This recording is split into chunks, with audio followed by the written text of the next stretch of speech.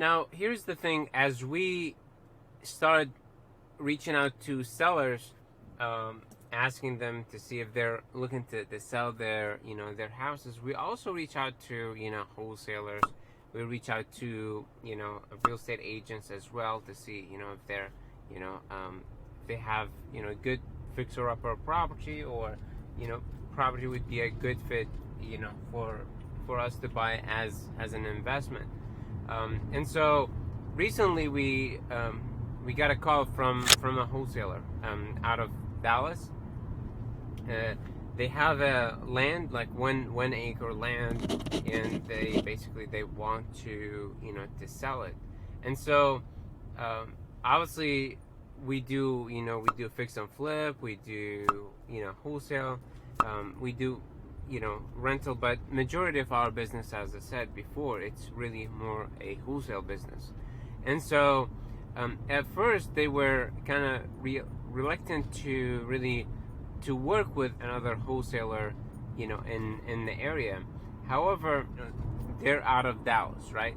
So obviously they don't know the market as we know the market, right? Plus, like, we know investors, we know agents, and we know who are buying in that area. So we have built already a relationship with with investors in here in the valley, in our local market.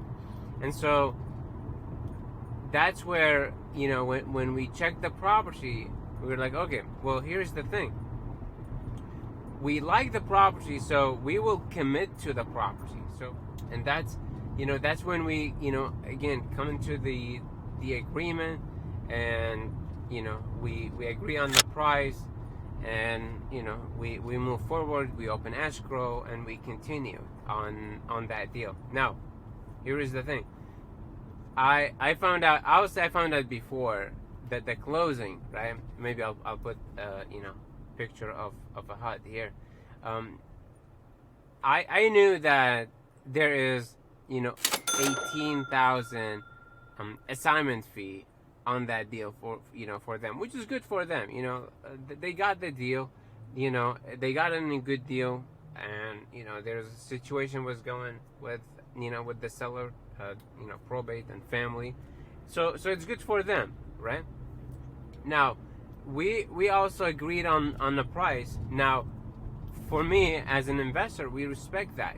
Other investors, what they would do is that they would go back and renegotiate after now, and 18,000 assignment, and that's, by the way, after. So for us, what the plan was is really to close on it, clean it, and then basically have it and then sell it as a clean fence, everything. And so as we have it under contract, we was like, okay, well, I mean, let's check and see what kind of offers that we get, and boom, we got we pushed it. We know not a lot of people were interested on it. However, there was one investor actually lives in that area, so he is interested in buying in that area. So it was like very, very interested into getting that 1 acre. We even helped the wholesaler after kind of like we got that with them.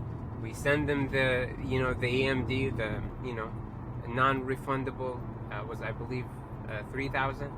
So we already sent that, and then after that we sent to a couple of our investors that we know, and we got also that deal assigned as well.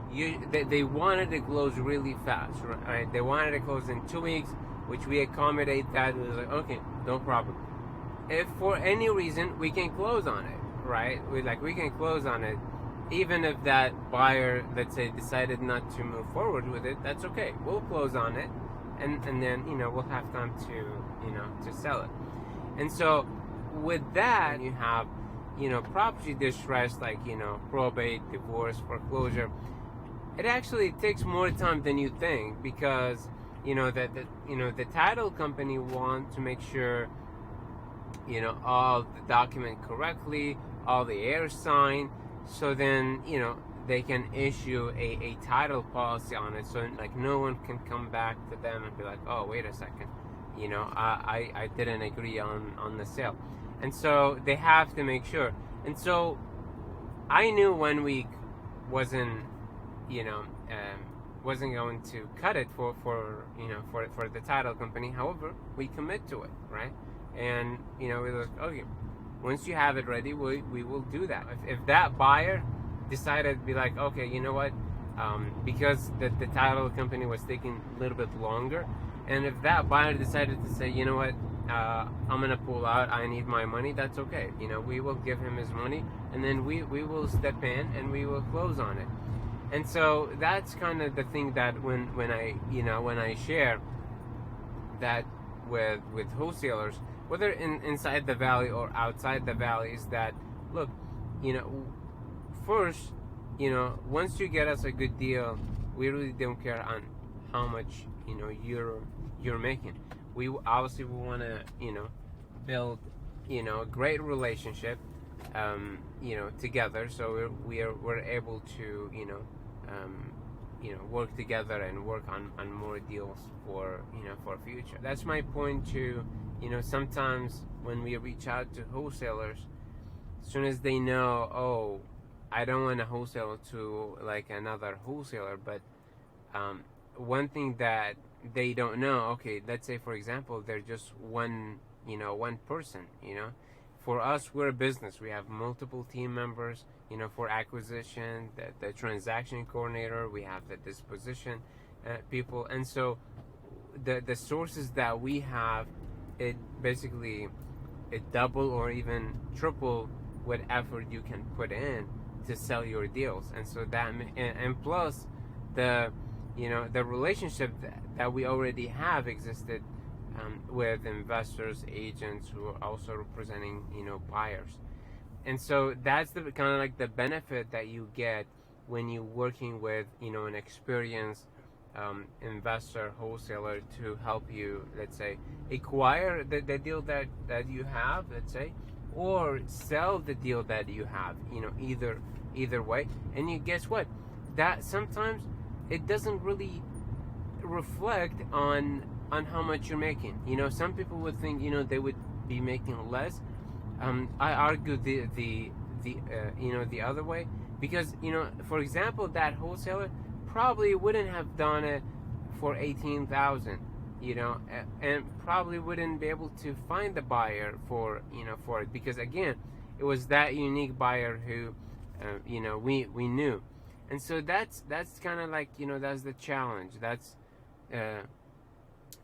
also the benefit it gets when you work with an seasoned investor, wholesaler, who also work with with wholesalers. So again, if you have any deals, or if you have any question, or if you have deal that you're looking to sell here in the valley, feel free to reach me. Have my information in the description. I'll be happy to help you. Again, whether that's acquiring the deal that you have, or you have issue with that deal, to help you with, or whether that's basically to dispo that deal. Okay, so either way, we'll be able to to help you. Okay, thank you so much. Take care. Bye.